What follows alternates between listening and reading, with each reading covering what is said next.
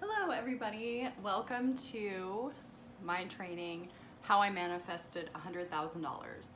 So, this training is it's gonna be fun. It's gonna be very interesting to share this story because it's honestly not something I've talked about with a lot of people before. Mostly just my close friends, but not even some of my family members really. So, we'll talk about why, and why I haven't really shared my story, but I kind of just want to jump into it. I want to get rocking with this. So the first kind of thing I wanted to say about this is hope no one takes this as a bragging video or anything like that. I mean, I know that's not the energy I'm in. I'm really coming into my purpose in the last few months about being able to share this story in a powerful way in which it like empowers others. So not taking this as an I'm better than you or anything like that. It's honestly to open up possibilities for people. I know the few people I have shared this with, it was pretty mind-blowing and paradigm shifting to think that that I could or we could attract this amount of money just kind of out of nowhere. So let's go ahead and get started. So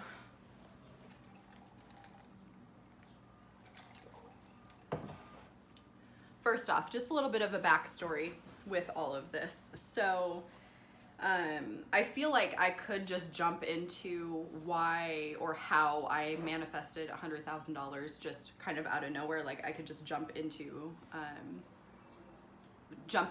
specifically what I did, but I think it makes it a little bit more powerful just knowing my backstory with where I was and how I was able to pivot from where I was to being in the vibrational frequency of having $100,000. So this was September 2015. I up and quit my job. So I had a pretty good job at a college, and I was kind of climbing the corporate ladder. I had been promoted a few times. I was kind of, working on my career, and I basically just kept getting all of these signs from the universe to leave, and just I felt like I was being guided in a direction to leave.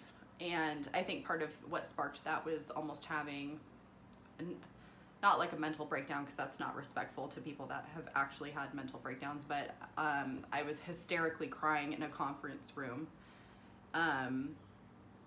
hoping no one would come in, for about an hour. Like I could not stop just crying, like borderline panic attack, just like freaking out, because I was just very overwhelmed. And I had realized, I had a moment that made me realize that the whole reason I went to college, the whole reason I, kind of tried so hard in high school, which looking back, I didn't try hard at all. I was kind of a slacker. But the reason I stressed out so much in high school was because I wanted to get a job just like the job I had. And once I had it, I realized, and once I had been, working up the corporate ladder or whatever, I realized that didn't fulfill me. I was very much still, I thought that this is what I was working towards basically for the last 10 years of my life or whatever. And it had been what I had been visualizing. I wanted I wanted to work in an office environment. I had worked retail and food service, retail sales. I was a retail sales manager. I didn't want to work on my feet anymore. So this job at this college was perfect. It was everything I had wanted. And yet I found myself so unfulfilled and stressed out, and just like stressed out over stupid shit, really. And so I, just kept getting nudges to quit, which is, it's still,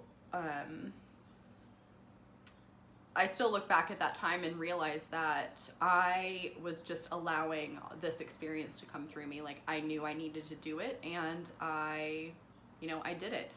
So the first couple months of not having a job, after basically working full time since I was 15, 16 years old, it was hard because I had derived so much of my self-worth on how hard I worked or how much I accomplished in a day. So to go from having that daily fulfillment of, oh, I got this done, then all of a sudden you don't have a job and you don't have that social status of being in a corporation or being a senior or whatever. It was me by myself alone with my thoughts all day, and it was quite the learning experience. It was really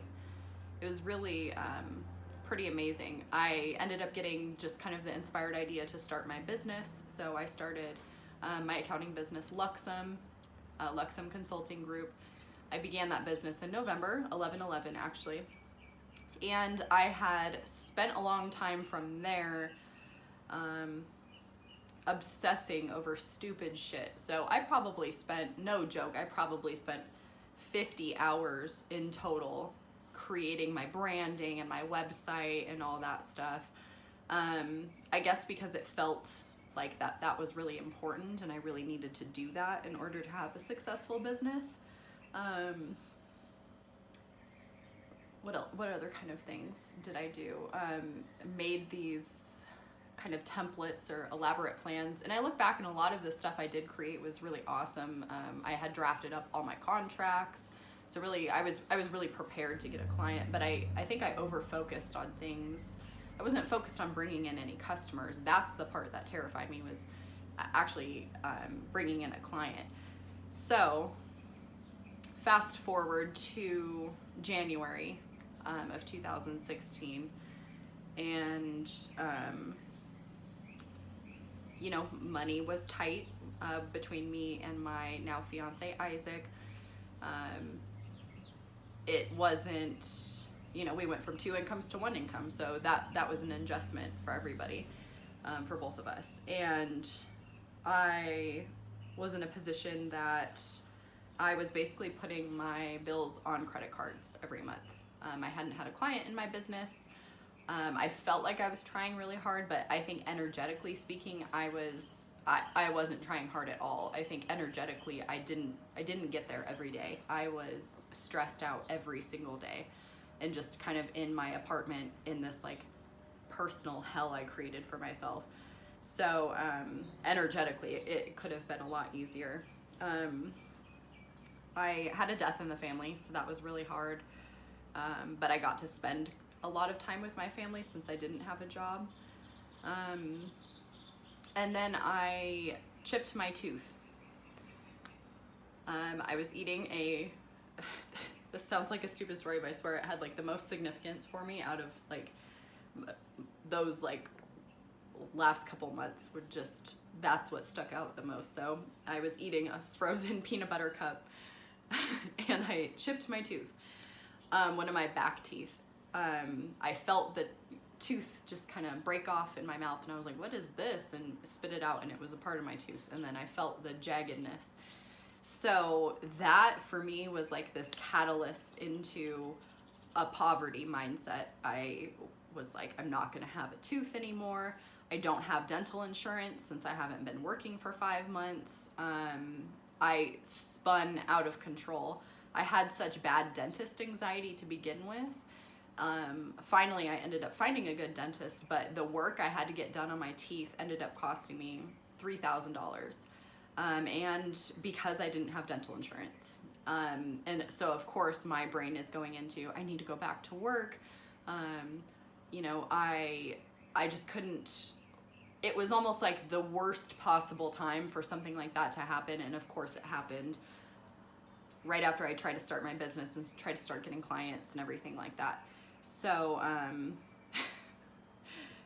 and then having $3,000 that you need to put on a credit card, when that $3,000 was really supposed to go for me to feel like I could pay my bills on credit cards if I still needed to do that. So, after getting all that dental work done and, paying for it like that, it was another kind of catalyst into, I need to feel secure. So, from there, I had attracted a client. So around maybe February-ish, I had actually attracted a client, which that's a whole other story in itself that I'll totally go into in another time, another training or something like that. But I was still kind of at a place where at that point, after that I signed that client, we started working with them. I was playing catch up. I was paying down my credit card limit, so I wasn't completely maxed out. I was just barely, kind of scraping by paying my bills. So it was nice to get to a place where I was actually generating income, to be honest with you. And during that time, so maybe a couple weeks before I had actually attracted my client, I kind of found my refuge in hiking. So I was fortunate enough to live in a neighborhood where maybe a mile down the road there was a trailhead, and I started hiking every morning. So I would wake up, take Isaac to work, because I think the parking situation at his job was really bad, and it was kind of a way for us to spend a little bit more time together. So I'd wake up at I think he had to be at work at 6, so I would wake up at 5:30 or something like that, to take him. I'd come back and I'd go hiking. And while I was hiking, I played my favorite meditation music ever. It's from Paul Santisi. It's called the Money Manifest meditation. And I started building momentum up in my thoughts. So hiking was a time where I was out of my apartment. I was out of that personal stress hell. I got to just focus on what I was doing on the hiking. And it was also this is kind of the first step, and really what I wanted to start this training off talking about. The first step that I took to manifest $100,000 was to build momentum. So I built momentum by hiking. Hiking was something I was good at. It was something I liked to do. It felt nice to be good at something. I had been in this place for the last couple months where I was I'm not good at this. I'm not good at marketing. I'm not good at bringing customers into my business. I'm not good at this. It just kept piling up. So to move in the other direction with my momentum, to feel good at something, it started to snowball from there. So it's really amazing when I think back about it, because that was me forcing myself into this new energy and forcing my small snowball that's turning into something bigger. And I would play Paul Santisi's Money Manifest, and that, looking back, I'm I was so silly, because I had to play it on YouTube. Even though all of his music is available on Spotify or iTunes or whatever, but I played it on YouTube, and you can't close out of the app, or back then you couldn't close out of the app and still play the music. So I'd have to keep it carefully placed in my hiking backpack to be able to keep it going. And I remember sometimes it would turn off and I'd get so frustrated I'd have to stop and turn it back on. And that was it's kind of a small example of how I'm made everything harder than it needed to be, basically. But the number, when I would be hiking, I would focus on the specific number, and the number just kind of came to me, but at the same time, it was something I had manufactured in my head, because I knew that my number was $98,475. And to me, that was the perfect amount of money. That was the perfect amount of money to get me out of my current financial situation. It was perfect amount of money to be able to invest in some things I needed for my business, a new computer, or I don't know, whatever the hell I needed for my business. I felt like I needed more, I guess, which now I literally just use my computer and my QuickBooks subscription. And it was just, I could pay off my debt, my credit card debt, since I had been living on credit cards and everything. So it was just really in my heart, it was the best amount of money that I actually believed I could have. And I had built up this momentum around it by constantly thinking about it and getting excited about it. So, I wanted to talk a little bit more about the believing I could have it. We have a lot of, I shouldn't say we, I mean, some people have these blocks of their limits, their upper limit of what they feel like they deserve they can have, or that they're worthy of having. So mine for a long time was limited to my salary. I didn't think I was worthy of having more. And so to me, that $100,000 cap, or that $98,475 cap, was the highest amount that I believed I could have. Now that number is much larger. I'm energetically and vibrationally lined up with a couple million at this point. But you have to have that faith that it can actually come in. So for you, that might be a couple $100. That might be $10. That might be, $100. It might be your grandma giving you $100 in a birthday present or something like that. Like, you just have to find the highest limit of the amount of money that you actually think you can have. Because it's nice to sit there and say, oh yeah, $1 million. That's always like, oh, if I just had $1 million, like, that's a saying I hear a lot of people even today still, like, saying like, oh, if everyone could just have $1 million or something like that. Which it's really fucking annoying, actually, when, oh, is there anything else I can do for you today? Yeah, $1 million. Okay, dude, like, fuck off.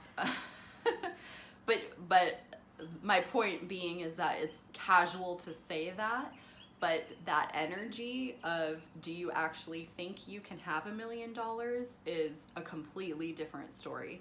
So,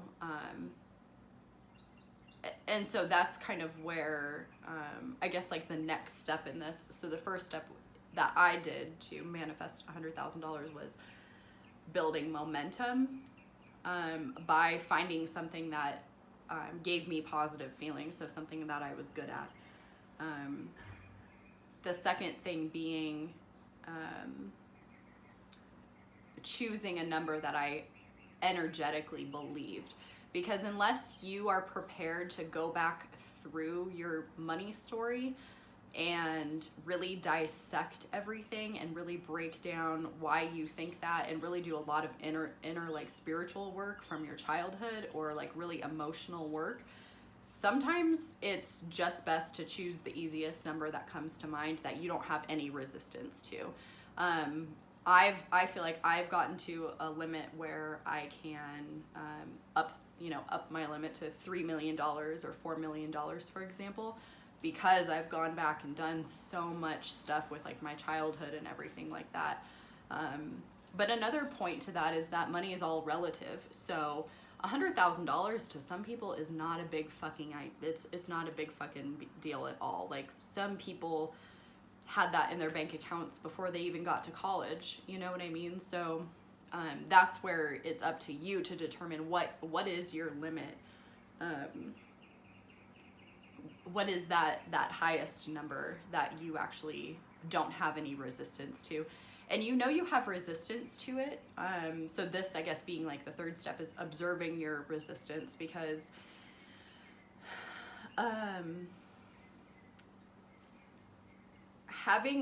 observing your resistance it'll bring up, I guess it'll show you where your limit is at, and when there's resistance based on how you're feeling in your body about the subject.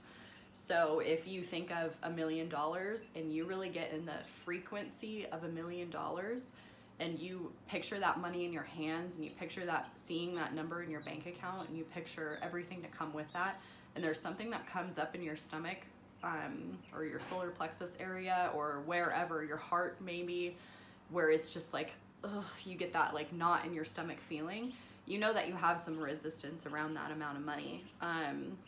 I dealt with that a lot in my business. So when I first started my business, my hourly rate was something super low. I think it was $45 an hour. And I mean, I still have some clients that are on that rate, because they're awesome or whatever, but 45 an hour to me was a stretch. It was scary my first time meeting my client, my future client, not my future client, like my first client, basically, to sit down face to face with someone and to say, my rate is $45 an hour. I expect this project to take 100 hours or something like that. And that was completely due to my resistance around that. That was me projecting, you know what, that's going to be a whole different topic of worthiness around money and everything. But I guess the point being to that is you can feel when you have that resistance around a certain amount. And now my hourly rate in my business is like $75-$80 an hour. And that feels completely smooth and honored, and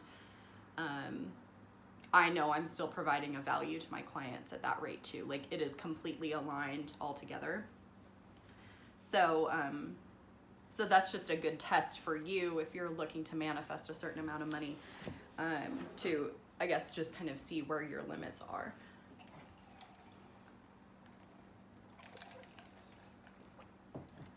So after I had that amount of money in my head,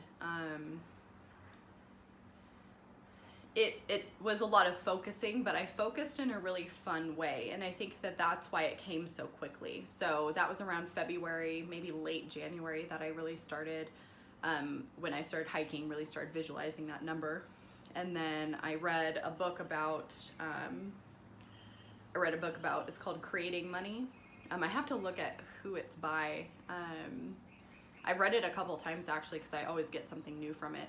And I remember there was a workbook exercise in the book. It's a super old book. It's from like I want to say the early 80s or something. And in the book, they have a place to write in it. So the question was, what do what are you trying to attract, or what kind amount of money are you trying to magnetize to yourself right now? And I wrote $98,475.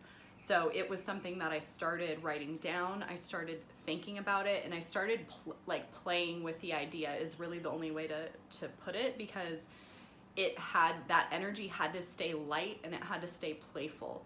I didn't pack on a bunch of resistance to it as to why it couldn't happen.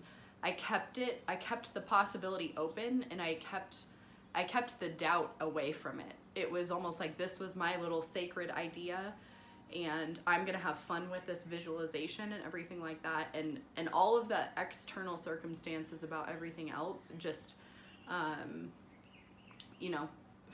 do that with the other things in your life. But when you have a visualization or you have an inspiration of something that you're trying to manifest, the worst thing you can do is pack on all of your other daily resistance onto it, because that'll just bring it down, and eventually it's not going to be inspired anymore, because you've brought all of this onto it. So I kept it really playful, and I kept it really fun. The other side of that being that my fiance Isaac was on the same page with me. So that's a really powerful part of why I feel so drawn to be in coaching now, is because I have the direct experience of co-creating hundreds of thousands of dollars with somebody directly. Because to be honest, I did most of the mindset work around it, but Isaac is the one that bought the ticket. So so it, and he couldn't have been in the vibrational frequency of buying that ticket if he hadn't, been open to that amount of money either. So it's definitely a co-creative experience. So when I talk about, how I manifested it, really it's both of us that unspokenly really, because I don't think that we ever sat down and had a conversation about the amount of money I was trying to manifest. So that's what made it even more coincidental, because I remember right after he won, which I'll tell you that whole story too, because that was really fun. I ran into the room, and I came out and I found the book that I had written the $98,475 down on, and we were both like looking at it like, holy shit, like you wrote it down and there it is in real life. Like, holy shit, in like 3 months you wrote it down and it came into our experience. So so I'm not sure that we ever had a conversation about exactly that amount for us to be like explicitly on the same page, but energetically speaking, we had to have been on the same page for that to, for both of our actions and our mindset to correlate in that way where we were able to receive that amount of money. So so yeah, back to what I was talking about, not putting the resistance on it either. So keeping it playful. So fast forward to about May 2016. So this is a couple months after I started working with my first client. And the project was starting to end. And I kind of started having a little bit of stuff come up, I guess scarcity mentality come up. I had a session with, my first session actually was April 29th, because I just saw it pop up on Facebook as like a reminder, with my coach Genevieve Lightworker, or Genevieve Rackham. She's super awesome. She's a great money coach. She's fucking fantastic. I had my first call with her, and I remember thinking, I have to do this. Like, I absolutely have to hire her. Like, I have to make this move. And a couple weeks later, I decided, she reached out to me, again, basically just to, I think she actually offered me a little bit of a discount on her coaching. And I was like, yeah, I just have to fucking do it. So I had I think I had like the exact amount left on my credit card to be able to pay for her. I think it was around like, her coaching program was $1,777. And I think I only had like $1,800 left on the limit on my credit card. And so that was a stretch for me too, because that was, holy shit, now I'm at my max for my credit card, and my client's work is tapering off, like we're about to finish the project. So all of that kind of converged into a 1 week period of me finishing my client, starting to work with Genevieve, which we made like awesome momentum in the couple weeks leading up to this. So I had finished my client, they paid the last invoice. My mom was working for me at the time too, so she was kind of in a little bit of a limbo too, because it was like, okay, what's next? Is it another client? And I remember we were driving to lunch, and it was June, I think it was June 1st actually, or June 3rd, 2016. We were driving around, going to lunch, and basically we had a conversation about it, like, what's going to be the next step? Like, is there another client coming? Like, what should we do? And I remember looking to her and saying, like, there is nothing left for us to do. Like, this is completely, like, the next couple weeks are completely going to depend on our energy and how open we can stay, basically. I was like, I'm not going to add resistance to all of this. I'm not going to make this a scary time, because I'm 100% trusting that everything is going to work out how it was supposed to. So I remember we had just gotten paid, so I had enough money until June 30th. I would completely run out of money. I wouldn't have any money on my credit cards. I wouldn't have any money, like I had planned out my bills, and I wasn't going to have any money after June 30th. So I just kept that relaxation. I just relaxed into the feeling and like the 100% faith that it was just gonna work out. Now thinking back on that, I remember thinking, I wonder if that was like a psychic, like psychically I knew it was gonna work out and that's why I felt the relief, or if I manufactured that relief in my body to create it. Either way, I got to the point of feeling relief around my finances, and that's the tipping point of when when you can assume the energy of how it's gonna feel once you have it, if you can even get there for a little bit, that's the tipping point of it like completely flowing into you. So I stayed in this, completely relaxed, just chill, taking inspired action. I created a new program that week. So I think it was like June 6th. My mom and I got together again to start working on a program for business owners that needed accounting. So business owners that needed their basically analysis and consulting for their accounting and their business operations in general, since we both had experience doing that. But I didn't have a client lined up. We just created all the branding for it. We created the outline for it. I posted it on the website. I was like, okay, well, we did enough work today. It was a couple hours. That's enough. We created something, and that's what we're supposed to do, is we're supposed to create something. We're not supposed to just force this action, because we could have freaked out and gone to businesses and cold sold them on our accounting services. We could have posted flyers around, just like trying to come up with leads, I guess. But I was just kind of chill about it. And then I remember June 8th, I reached out to Genevieve and I said, hey, I know we've been working together. I feel like I've made so much progress energetically, and nothing is happening yet. And I'm not trying to get into the scarcity mentality, but something needs to happen immediately, because I only have enough money until June 30th. And I remember she wrote me back and she said,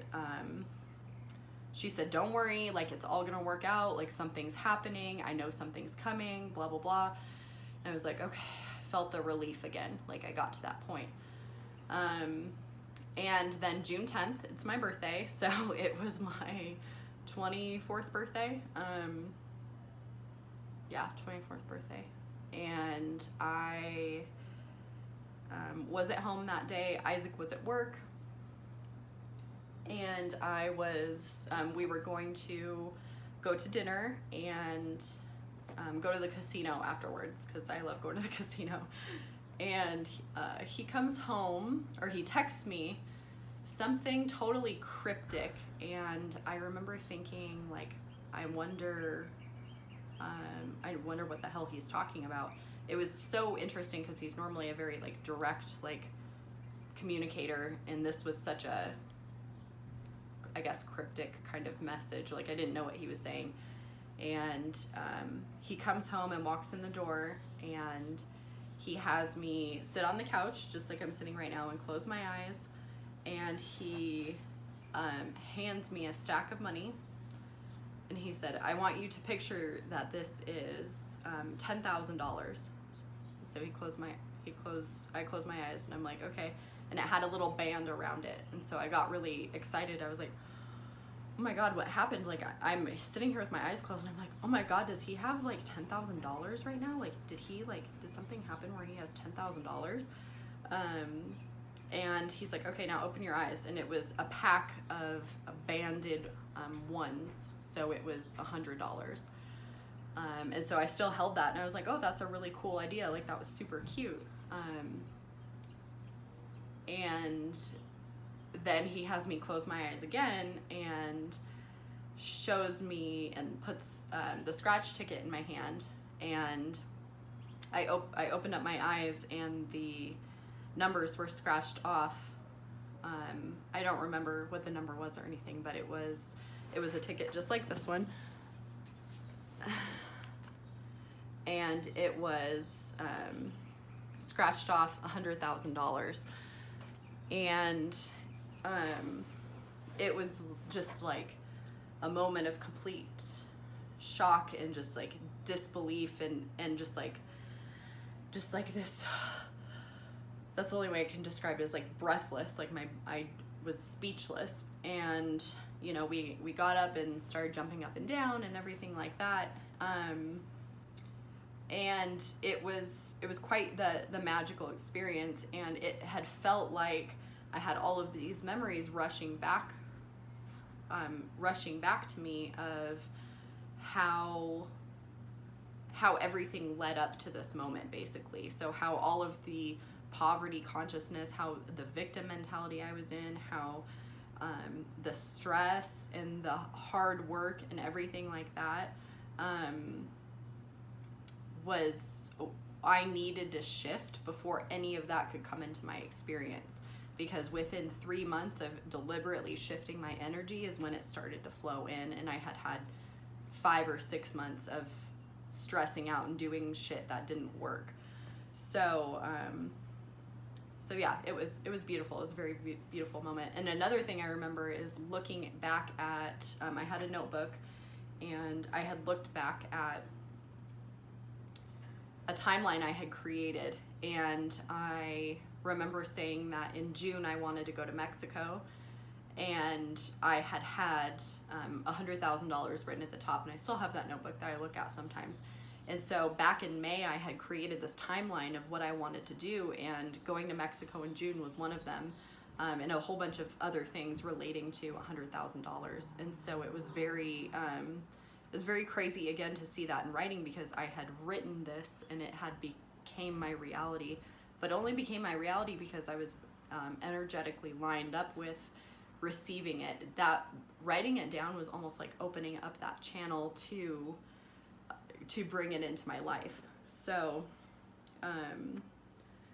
yeah, that was basically the gist of it. So I didn't add resistance to what I was trying to manifest. Another thing that really helped me was during that time between June 3rd and June 10th, when I could have easily freaked out and just totally gone off the deep end and been so stressed out and frantic, I knew that I wasn't going to get there from the place of lack and stress. So when you're in lack and stress, there is no possible way for something up on this plane to be able to come to you. It doesn't go like this. You have to raise yourself up to the plane that you want to be on for it to actually come into your experience. So that's what I knew, and that's the actions or the energetic like frequency I was taking was someone that already had relief. So my current financial situation was down here, and I manufactured that in my body, and I deliberately changed how I felt to bring myself back up to here, because what I really wanted was up here, right? I didn't want more scarce and lack and poverty. I needed to bring everything up. So my desires were already up here, but my physical reality was down here, and I just had to bring my energy to the point where it connected, and this was able to flow into my life. So I would say that would probably be the last step in that, and that was the tipping point that brought it into my life. Is I knew I wasn't gonna get here from being right here. I knew I couldn't do it. It energetically doesn't make sense. So I made myself up here, even though that took a lot more mental discipline. It took a lot more faith. Sometimes felt like crazy faith to make that happen. So I recounted that story just because it was so powerful in my life, but it also gave me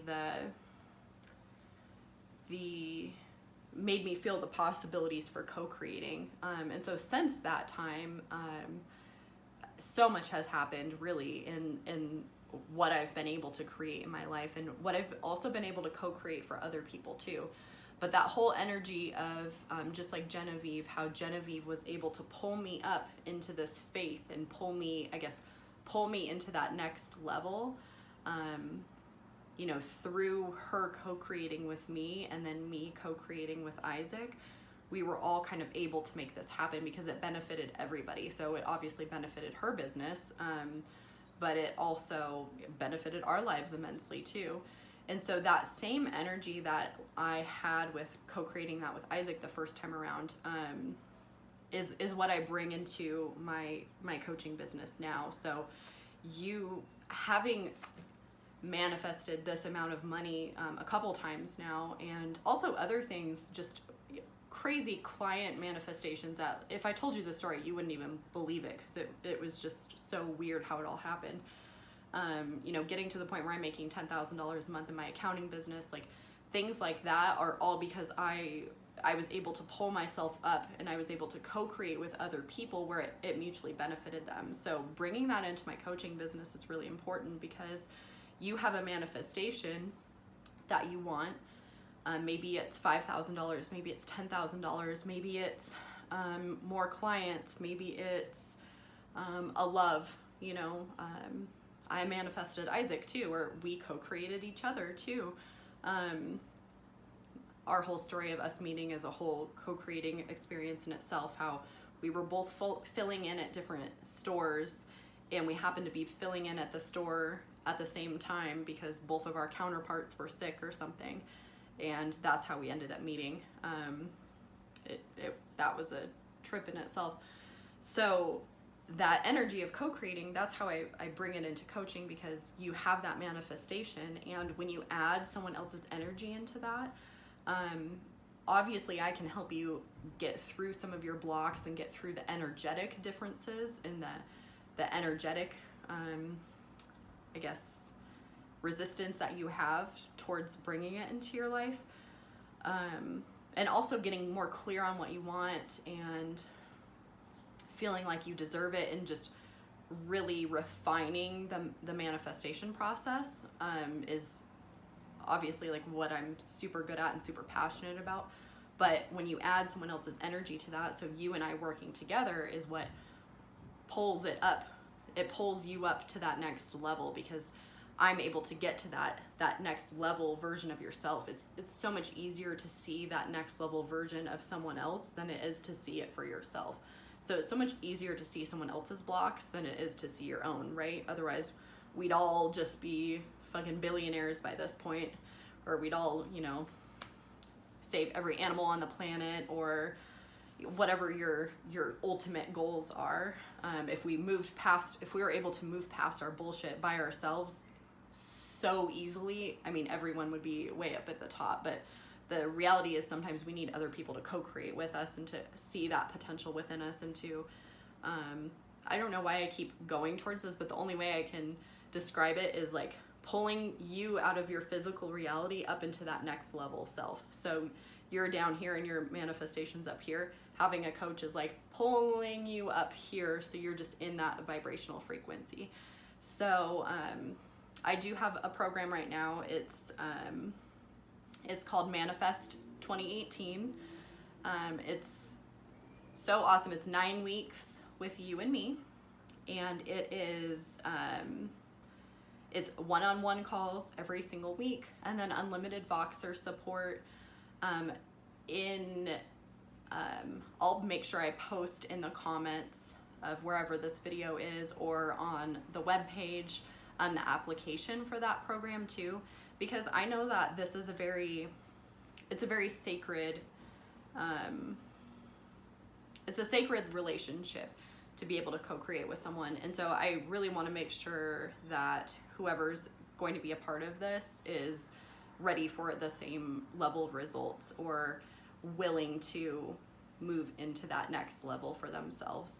So there is an application, and I really look forward to being able to help people have these same kind of experiences, because I've been there, but two, I think I've refined the process so much, especially with co-creating with other people, that I'm just so excited to help other people learn how to do this too, and really get great at manifesting.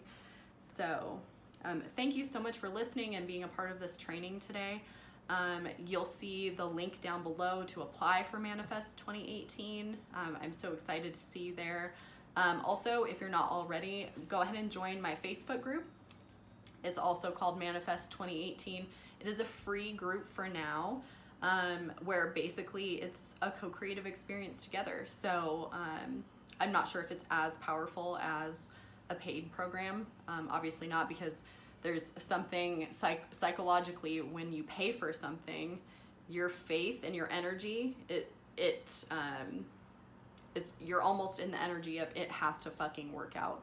So I always think paid things are so much better than not paid things, but there's still a ton of value in that group. I'm going to be posting videos in there, and I hope to see you in some capacity in the future. Thank you so much for listening, guys. We'll talk to you soon.